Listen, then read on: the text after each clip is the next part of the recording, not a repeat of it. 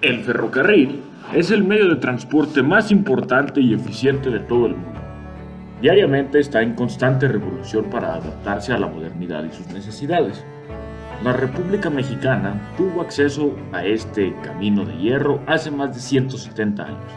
iniciando con escasas millas hasta convertirse en la enorme red que une fronteras y océanos. Obviamente, para mover cantidades millonarias de personas o también de carga por vía férrea, es necesaria una locomotora, que existen para todo tipo de maniobras, como el servicio de patio, formando los trenes que locomotoras más potentes habrán de remolcar. En México, mayormente las locomotoras que se han utilizado de cualquier tracción han provenido de los Estados Unidos de América o bien de Europa, sobre todo de Inglaterra. Sin embargo, han sido muy pocos los hitos históricos que nuestro país puede celebrar respecto a la construcción de una mole de acero desde cero, de las que si se conversa con cronistas o historiadores a los ferrocarriles mexicanos, siempre las primeras y únicas que vienen a la mente son los ejemplos que se mencionan, como la locomotora número 40 de los Ferrocarriles Nacionales de México,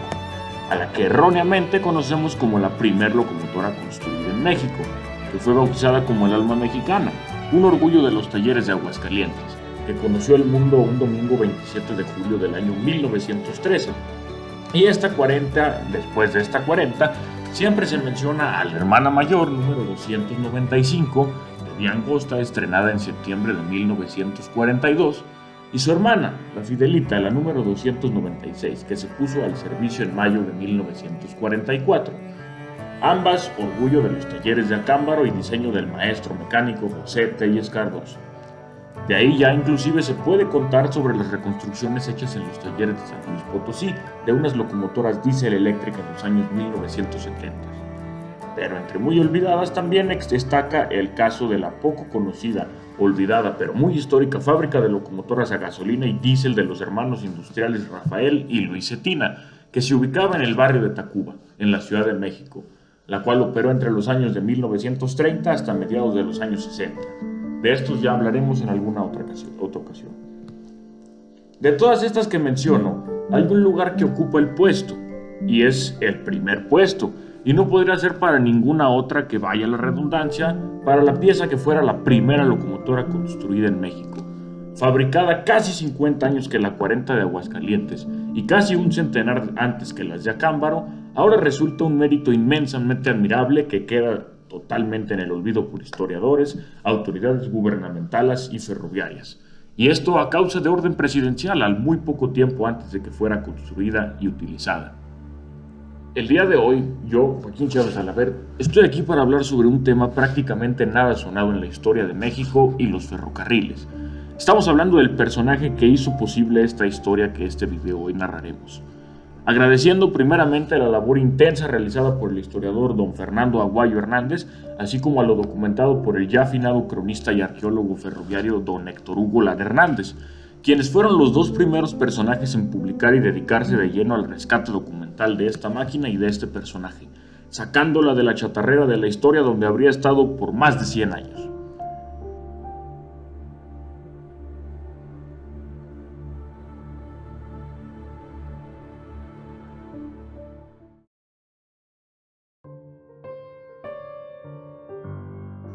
Comenzamos muy brevemente esta narrativa en el año de 1856,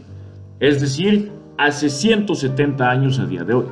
Para ese entonces, no hacían más que 10 años que los estados de Texas, Nuevo México y Arizona se habrían independizado del país, cosa que resultó en incontables guerrillas y constantes ataques entre la República Mexicana y nuestros vecinos del norte.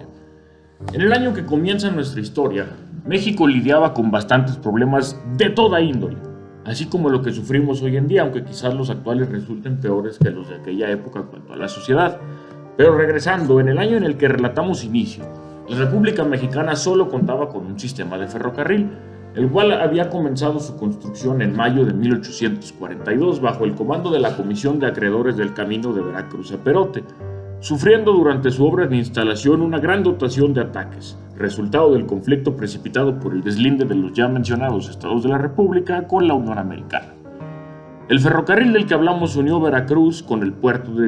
con el rancho del Torreón del Molino, y con mucho esfuerzo se inauguró finalmente el domingo 15 de septiembre de 1850, y era administrado por el gobierno federal, comprendiendo un tramo de 14 kilómetros desde el puerto de Veracruz hasta Las Tejería, en las inmediaciones del rancho Torreón del Molino. Además, se estaba trabajando en la construcción de un ferrocarril que uniría la Basílica de Guadalupe, el puerto de Tampico y el de Veracruz, obra que estaba siendo financiada y concesionada por los hermanos Miguel y Leandro Mozo Meoqui, quienes en agosto de 1855 fueron acreedores de una concesión que se les fue otorgada por el dictador presidente Antonio López de Santa Anna. Y cabe mencionar que para la fecha de que este personaje del que vamos a hablar fue acreedor de su concesión, no se había atendido ni un solo durmiente, pues los mozos estaban ya quedándose sin recurso. De estos pioneros de este tiempo no podemos dejar atrás a don Francisco de Arrillaga, un comerciante español nacido en Vizcaya quien se hallaba radicado en Veracruz y habría ejercido el cargo de ministro de Hacienda durante el imperio de Guadalupe Victoria. Este personaje es históricamente el primer personaje en haber presentado una solicitud para construir un camino de fierro en el país, proyectando entrelazar la capital de la República y el puerto de Veracruz. Dicha concesión se le fue otorgada por el presidente Anastasio Bustamante en agosto de 1837, quien fracasó debido a no conseguir inversionistas y sus múltiples detractores políticos, lo que declaró caduca su concesión en el año de 1839. La serie de documentos que existen y se pueden consultar en línea sobre este proyecto redactados por Francisco de Arrillaga son de hecho los más antiguos que se relacionan a un ferrocarril en México. Pero regresando entonces, estos lentos y muy primarios avances demostraban que México poco a poco comenzaría a necesitar más de esta tecnología, la cual era totalmente desconocida y novedosa al provenir casi mayormente del continente europeo, pues apenas algunas fábricas de material ferroviario habrían surgido en los Estados Unidos, y cuya calidad era relativamente menor que la británica o francesa. Estos dos caminos de fierro suscitarían la visión presentada un buen día 13 de agosto de 1856, cuando el presidente Ignacio Comonfort otorgó una concesión a un civil norteamericano naturalizado mexicano, cuyo nombre era George Louis Hameken o Jorge Luis Hameken. Dicha concesión lo hacía privilegiado para construir, explotar y administrar un ferrocarril, el cual tendría que iniciar desde el Zócalo de la capital y habría de llegar hasta la entonces Villa de Tacubaya. Pero entonces, ¿quién es este Hameken y qué tiene que ver con esta locomotora? Bueno, pues George Louis Hameken nació el 10 de marzo de 1811 en la ciudad de Nueva York, Estados Unidos. Tuvo 5 hermanas y 2 hermanos varones. Su padre ostentó su mismo nombre tal cual, es decir, él era George Louis Hameken Jr. y su madre se llamó Elizabeth Ogden. El abuelo de George era de origen danés, lo que le permitió a su padre desempeñarse como cónsul de Dinamarca en los Estados Unidos de América. A la edad de 20 años, Hameken emigró por su propia cuenta a la Ciudad de México, esto en el año de 1831, donde se desempeñó con pequeños oficios.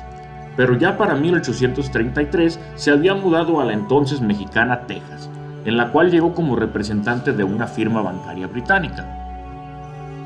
Entre 1834 y 1836, Hameken comenzó a desarrollar interés en un medio de transporte que hacía 10 años ya se había innovado en Inglaterra, el ferrocarril, y el cual prácticamente estaba apenas en pañales en los Estados Unidos.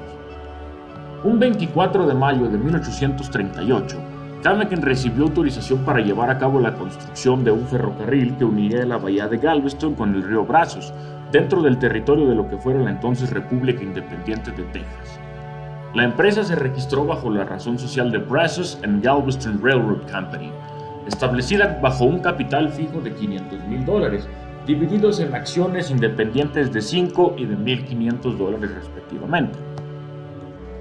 Hameken, durante la época de la Texas Confederada e Independiente, ostentó varios cargos políticos de importancia, tanto así que en el año de 1839 escribió al presidente norteamericano Birrell Lamer sugiriendo una comisión de paz con México. En septiembre del mismo año, la compañía del ferrocarril de Galveston anunció que modificarían el trazado de la línea férrea, pues ahora habría de iniciar en la bahía de Velasco y llegaría hasta St. Louis Island, pero ni un clavo de vía se había instalado desde el propuesto original, es decir, no existía nada, solo las acciones. Ya para marzo de 1841 se habían construido 260 pies de distancia de un puente de 380 metros que conectaba St. Louis Island con tierra firme, pero lamentablemente el proyecto fracasó y se abandonó el negocio en septiembre del mismo año, pues la compañía aparentemente había abandonado el negocio del ferrocarril en favor de construir un canal que conectara los pantanos de Bastrop y Buffalo, esto sin antes haber avisado a sus inversionistas. En diciembre de 1843, Hanneken informó que la compañía había gastado unos $3,000 y mucha mano de obra en el proyecto de dicho canal, lo que llevó a que el proyecto fracasara poco después. A mediados de 1845, Hanneken se encontraba viviendo en un departamento de Nueva Orleans, lidiando con enfermedades y a lo que la gente atribuía como una muy fuerte depresión, que mucha gente atribuía a sus dificultades financieras, fracasos y la enorme soledad que le rodeaba al radicar él solo. Fue por esto que, una vez más, poniendo la frente en alto, con poco dinero en los bolsillos, pero un poco de esperanza, Hanneken emprendió viaje a la Ciudad de México nuevamente para lograr hacer unos buenos centavos. Una vez instalado de nuevo en la República Mexicana, conoció por destino a la señorita Adelaide Matilda Mejía, quien era 11 años menor que él, y de hecho hija del general José Antonio Mejía. José Antonio Mejía era un colega íntimo del propio Hanneken durante sus días en la Texas rebelde. Hanneken recuperó las esperanzas en sí mismo al encontrar el amor, ya para en 1846 contraer matrimonio civil y religiosamente en la Catedral Basílica Guadalupe de la Ciudad de México, con quien procreó 2 hijos, Jorge Enrique, quien nació en el año de 1851, y María Isabel, quien nació 2 años después. Entre 1846 y 1855, Hanneken iba y venía con frecuencia de la Ciudad de México a Nueva Orleans, dedicándose en ese tiempo a distribuir maquinaria para la imprenta, lo que le hicieron generar todavía mayor fortuna económica de la que en su momento había perdido. Ahora que ya conocemos un poco de la vida de Hanneken, vayámonos de nuevo a 1856, cuando tuvo la idea de construir un sistema ferroviario que uniese el Zócalo capitalino con la plaza principal de la villa de Tacubaya, un tramo que consiste en aproximadamente 9 kilómetros. Una vez se le fue otorgada la concesión, Hanneken fundó la compañía a la que llamó Empresa del Ferrocarril de Tacubaya, apenas al mes siguiente de expedida la concesión. Los trabajos de construcción se comenzaron al poco tiempo de haber sido declarada la concesión. La terminal en el Zócalo de la Ciudad de México se ubicaba en la calle de San Andrés, hoy de Tacuba, frente a la Escuela de Minas, y la estación de Tacubaya sobre la calle Real, frente a la calle del Árbol Bendito. La terminal del Zócalo capitalino era provisional, puesto a que la definitiva debería estar situada a un costado de la catedral, de donde partiría hacia las calles de Santa Clara, San Andrés, La Mariscala, el Portillo de Santiago, hoy en día Avenida Hidalgo, y pasando de ahí junto a la estatua de Carlos IV, para tomar camino hacia Paseo de Bucareli hasta la Avenida del Acueducto, o Chapultepec. Particularmente, Hanneken optó por desechar la idea de usar rieles de acero fundido, en favor de maderos de ciprés montados sobre durmientes, lo cual teóricamente es un madero carril, y en algunas calles por las que transitaría se hicieron fosos en los que no se habían colocado ni traves de madera ni nada, simplemente el tren avanzaría como una especie de canales. Así que sí, este ferrocarril no fue un ferrocarril como tal. El 4 de julio de 1857, mientras se construía este ferrocarril, fue solemnemente inaugurado por el presidente Ignacio Comonfort el primer camino de fierro en la capital de la República, obra financiada por los ya mencionados Mozomeoki, quienes lamentablemente no vieron bajo su propiedad la puesta en marcha del mismo, ya que a finales de 1856 vendieron la compañía a los mecenas hermanos Don Manuel y Don Antonio Escandón Garmendia.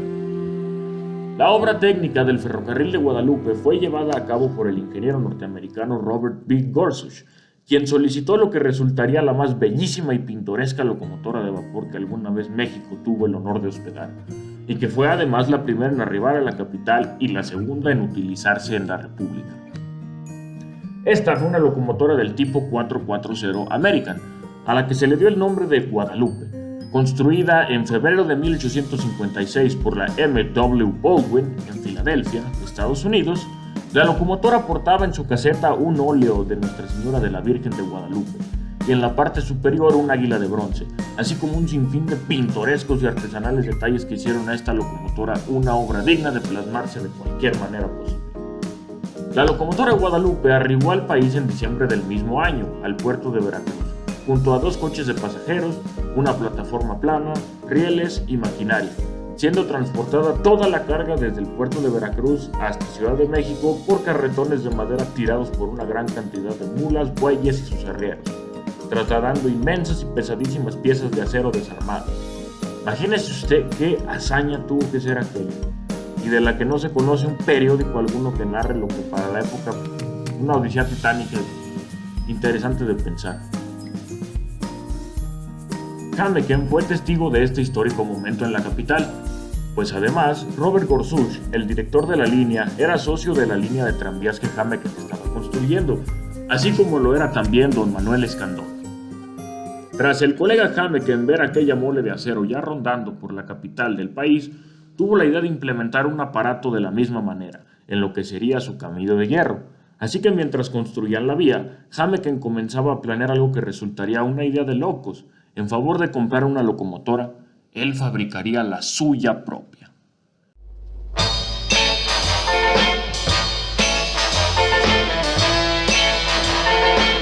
Jorge tenía un taller de fundición imaginado en la villa de Tacubaya, lugar donde sería el taller de reparación para su material ferroviario y la cuna del artefacto autopropulsado a vapor protagonista de esta historia.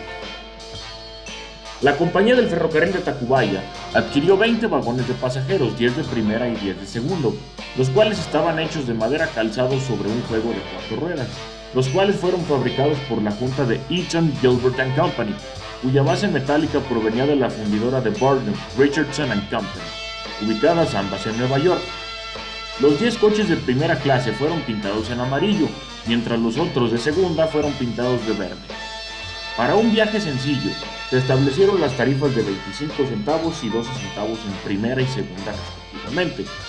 Coches homólogos a estos se localizan hoy día preservados en la Universidad de Tarapacá, en Arica, República de Chile, y se hallan expuestos junto a la locomotora Copiapó del año 1850, una locomotora fabricada por Norris y que fue la primera locomotora en arribar a Chile. Hammeken nunca descartó el poner una locomotora al servicio. Sin embargo, no sería algo económico ni redituable al poco tiempo de ponerla al servicio, pues en aquel entonces una locomotora de motor rondaba entre los 7 y los 12 mil dólares, lo que hoy en día ronda los 450 mil dólares, aproximadamente 8 o 10 millones de pesos. Hammeken escribió en agosto del mismo año para informar que para el 16 de septiembre de 1857, con motivo de la celebración anual de la independencia de la República, se pondría al servicio su ferrocarril, cosa que por una cosa o por otra no fue así, afirmando que entonces se habría de inaugurar el día 9 de noviembre, cosa que tampoco se llevó a cabo, lo que comenzaba a defraudar a políticos y empresarios que estaban empeñando su fe en Hammeken. En octubre del mismo año, los Escandón efectúan la compra al gobierno federal, encabezado por Beaufort, la concesión del ferrocarril de Veracruz. Se tenía prometido que el tren a Tacubaya fuese inaugurado a las 7 de la mañana del 1 de enero de 1858, cosa que no sucedió otra vez. Ahora posponiéndose, ¿hasta cuándo cree usted? Hasta el 2 de febrero de 1858, es decir, un mes y un día después. Esto en conmemoración de las fiestas eclesiásticas de la Candelaria. En aquel día se inauguró también un orfanato para niñas, una escuela pública y el camino de fierro entre México y Tacubaya, contando con la presencia del gobernador del estado, el obispo de la capital y el general Sierra y Razo, quien entonó un discurso elogiando a Hammeken y su compañía, en el que además promulgaba algunas palabras a los presentes informándoles que la compañía estaba por estrenar una locomotora que el señor Hammeken había construido y que muy pronto habría de vérsele ya corriendo por la ciudad. Se desconoce a partir de qué fecha exactamente empezó a construir la locomotora, pero se podría suponer que se inició entre finales y mediados de 1857. Hammeken obviamente no construyó la locomotora por sí solo. Tuvo la ayuda, por mencionar algunos de los que pude encontrar, el apoyo de su hijo Jorge Jr., Guillermo Reynoso y Federico Cumel. Este último era un ingeniero que se dedicaba a la construcción de maquinaria para moler la caña de azúcar. Entre ellos 4 y muy seguramente muchos héroes anónimos más, En mayo de 1858 concluirían la construcción de algo que inconscientemente es la primera locomotora de fabricación nacional y un gran avance tecnológico para el país contando la época. Federico Cumel describió textualmente al ayuntamiento la apariencia física de la locomotora. Citando: "La máquina locomotor que ha construido la empresa del ferrocarril de Tacubaya trabaja solamente con un cilindro. El movimiento de las ruedas motrices se comunica al eje de la curva por medio de ruedas dentadas, motivo por el cual es bastante incómodo al momento de comenzar, pero no genera ningún riesgo para la operación pública. El espacio para el combustible y el recipiente para el agua están colocados en la parte lateral de la máquina y poseen las capacidades necesarias para cada viaje. Las partes de la máquina que sirven para dirigir el locomotor, ya sea hacia adelante o hacia atrás, son seguros y cómodos. La bomba alimentaria da la cantidad suficiente de agua para la caldera. Sobre la cúpula del caldero se hallan colocados la válvula de seguridad, el manómetro y el chiflero de vapor, de tal modo que se pueda manejar por el maquinista con toda comodidad. El peso de la máquina está distribuido de tal manera que la fuerza centrífuga no puede ejercer ningún influjo pernicioso sobre el movimiento de la máquina. El bastidor sobre el que descansa la máquina de vapor es de madera, forrado de lámina de fierro, de bastante consistencia y resguardo contra todo incendio, teniendo por supuesto el cuidado necesario. Al estar en acción la máquina, cuando nosotros la pusimos a prueba, mostró tener un movimiento regular y el maquinista pudo operarla sin ningún problema". Fin de cita. El 20 de mayo de 1858, Jámeken escribió al gobierno del Distrito Federal informando que su locomotora ya estaba lista y suplicaba se le fuera autorizado el ponerla en operación, aunque no sería hasta el 4 de junio del mismo año que se le autorizó el poner a funcionar su locomotora, especificando que únicamente se podría de utilizar en el tramo que abarcaba Tacubaya y el Paseo de Bucareli, ya que desde el Zócalo capitalino al Paseo de Bucareli llegarían por lo menos 3 coches tirados por mula, que se habrían de enganchar a la locomotora para partir de ahí todos juntos hacia Tacubaya. A finales del mes de junio se colocó sobre el camino a la locomotora, cuya apariencia rudimentaria y, claro, nada similar a la de Guadalupe, pero muy contemporánea para la época, comenzó a fungir su labor, alcanzando una velocidad no mayor a los 15 km por hora, que para ese entonces era una velocidad descomunal para un aparato de esa índole. La pequeña locomotora aproximadamente hacía el recorrido entre el Paseo de Bucareli y Tacubaya en un tiempo de media hora. En Tacubaya se instaló un depósito de agua para rellenar el tanque de la locomotora, labor que se hacía hasta 6 veces al día. Los viajes en locomotora de vapor iniciaban a las 7 de la mañana y terminaban a las 5 de la tarde, haciendo viajes cada media hora entre los puntos que este camino comprendía. Cuando todo está yendo demasiado bien, pues lamentablemente comienzan una serie de hechos históricamente lamentables, pero no menos importantes que nos ayudarían para comprender la razón de la efímera vida del ferrocarril de Tacubaya y de su locomotora. Iniciando por el desafortunado hecho de que este ferrocarril urbano se construyó e inició operaciones exactamente durante un periodo que la República Mexicana experimentaba, el cual fue una revolución política y social, la cual fue originada por una gran serie de conflictos originados por el Plan de Tacubaya, el cual fue promulgado por el bando conservador en diciembre de 1857, cuya intención fue boicotear la reforma a la Constitución promulgada por el presidente Ignacio Comonfort en febrero del mismo año, en el cual separaba las decisiones e intereses del país entre clero y el gobierno federal, lo que afectó seriamente los intereses políticos y económicos que la Iglesia Católica mantenía con los conservadores. La consecuencia inmediata de la promulgación de este documento fue la etapa bélica conocida como la Guerra de 3 Años o la Guerra de Reforma, lo cual daba a la Ciudad de México escenas de guerrillas y asaltos en los entonces límites de la capital, zona por las que transitaba el ferrocarril de Jámeken. Lamentablemente es bien sabido que cuando algo empieza demasiado bien para ser verdad, casi es un hecho que los problemas no tardarán en hacerse presentes. Iniciamos al poquito tiempo de que echaron a andar la locomotora de Jámeken, un 19 de junio de 1858, en el que uno de los peores sismos ocurridos durante el siglo XIX sacudió desde Michoacán hasta la capital del país, que con su inmensa magnitud de 7.6 grados, a su paso destruyó una parte de los talleres de Tacubaya. El techo se desplomó, destruyendo 2 coches por completo y quedando la recién estrenada locomotora varada entre escombros, así como daños considerables a la vía, lo que generó un gasto fuerte para la empresa, quienes no recibieron ni medio real de apoyo del ya entonces presidente Benito Juárez, que será un personaje importante y detractor de esta pieza. Al trenecito de Tacubaya se le usó con fines bélicos y militares liberales, pues dentro de la concesión otorgada a Jámequem se le obligaba a transportar gratuitamente al ejército juarista, lo que resultaba un incosteable gasto de leña y agua, que no se redituaba por sí solo. Además que Jámequem no era simpatizante del gobierno de Juárez, pues las ideas del señor Jámequem eran conservadoras, mientras que las del jefe de Estado eran liberales. Un ejemplo de una de tantas desgracias de las que Jámequem y su compañía tuvieron que afrontar fue uno de los precipitados durante la llamada Guerra de Reforma, a la cual históricamente conocemos como el suceso de los mártires de Tacubaya, un bélico suceso que ocurrió un 11 de abril de 1859, pues habiéndose instalado las tropas conservadores en la villa de Tacubaya, rápidamente se hizo saber al ejército liberal en pronta espera de una batalla armada. En la madrugada del mismo día, el general conservador Leonardo Márquez dispuso el ataque e inició una acción de guerra, que resultó en derrota de las fuerzas liberales juaristas, en la que fue derrotada el general Santos de Goyal. En esta se estima que murieron alrededor de 400 soldados entre ambos mandos y otros 200 que fueron hechos prisioneros por órdenes del general Miguel Miramón, así como los fusilamientos de varios generales juaristas en varias calles de Tacubaya, por donde se estaba circulando la misma locomotora por Tacubaya. De este sangriento evento destaca la cobarde serie de fusilamientos que cobró la vida de alrededor de 50 civiles, como lo fueron el diplomático Juan Díaz Covarrubias, así como 2 adolescentes norteamericanos que merodeaban la zona. Este acto de una persona sin escrúpulos fue únicamente para darle renombre al asqueroso general Márquez, de ser un sanguinario despiadado,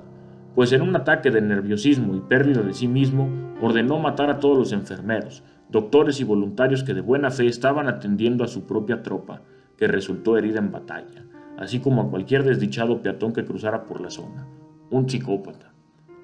Varios cuerpos se arrojaron a una barranca cercana, y el resto se trasladaron por la máquina de vapor desde la villa de Tacubaya a una fosa común en algún punto entre la misma y Bucareli. En la Semana Santa del año de 1859, apenas habiendo pasado pocos días de la tragedia de Tacubaya, el ferrocarril de Guadalupe estrenó su segunda locomotora, una también del tipo 440 y que fue construida por la Danforth & Cook, ubicada en Paterson, Nueva Jersey, Estados Unidos, la cual se había terminado de construir en abril del año previo. Esta locomotora visualmente no destacaba para nada en comparación a su colega Guadalupe, pues esta nueva locomotora era totalmente negra con franjas doradas, rojas y grises, sin acreditamientos, ni folclóricos, ni pinturas, ni nada, a excepción de su nombre plasmado en la caseta, el cual era México. En febrero de 1860, un grupo de rebeldes, muy seguramente enviados por Benito Juárez o algún detractor de Jámequem, se encargaron de incendiar la estación de Tacubaya, robar partes de los vagones y partes esenciales para la operación de la locomotora, sin mencionar que Jámequem ya tenía una enorme cantidad de deudas. Los impuestos se le habían subido y para terminar con lo peor posible, el gobierno de Benito Juárez le prohibió explotar su tranvía a mediados del mismo año, así como ordenó la destrucción de la misma locomotora. Así es, señores, este asqueroso indio chaparro que aparece en los billetes de 20 pesos ordenó destruir la primera locomotora que se construyó en México.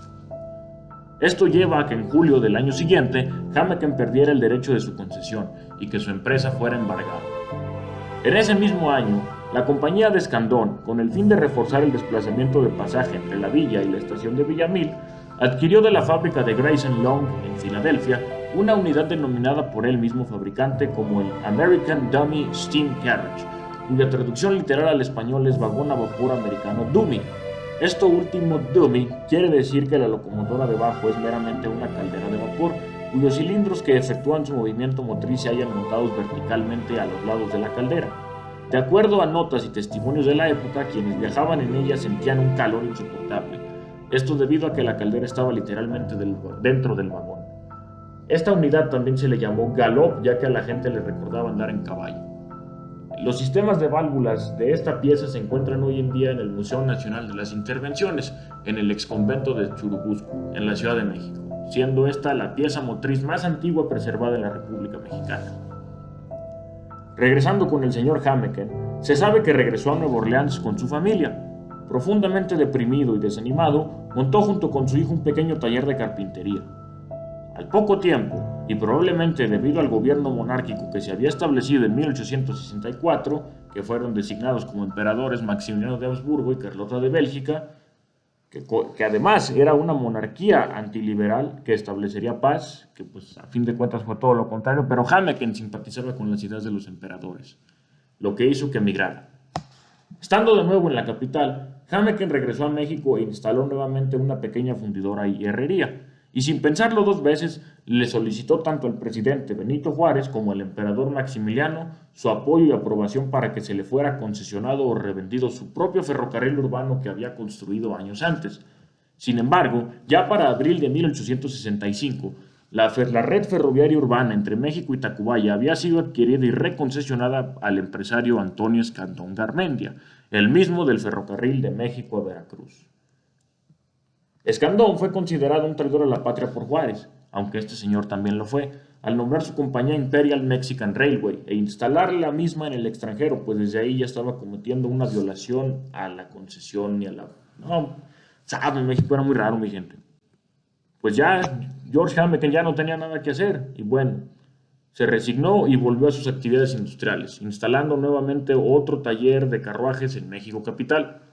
En ese mismo año, 1865, ya se había instalado en la Ciudad de México otro camino de fierro, el cual era propiedad del arquitecto guatemalteco Francisco Arbeu Molina. A dicho ferrocarril se le conoció inicialmente como el Ferrocarril de México a Tlalpan, y casualmente hacía dos cruces con el de Tacubaya, que ya era propiedad del señor Escandón. Para enero de 1866, el emperador Maximiliano le otorgó una concesión a Hameken para construir una red de comunicación fluvial entre el lago de Chalco, el lago de San Lorenzo y que concluyera en la Garita de San Lázaro, proyecto que al parecer sí se realizó y sería su último cuanto a cuestiones urbanas y políticas. De aquí en más, la vida de Hameken se vuelve un misterio. Se sabe que en sus últimos años instaló una imprenta junto a su hijo, el cual él mismo heredó y trabajó hasta su muerte. El señor Hameken falleció el 22 de enero de 1881 a la edad de 70 años en su casa en la Ciudad de México. Y bueno, al parecer esto es todo lo que se ha podido recopilar. Muchas gracias y esperamos regresar pronto con más información buena que compartir. Hasta aquí mi reporte, Joaquín.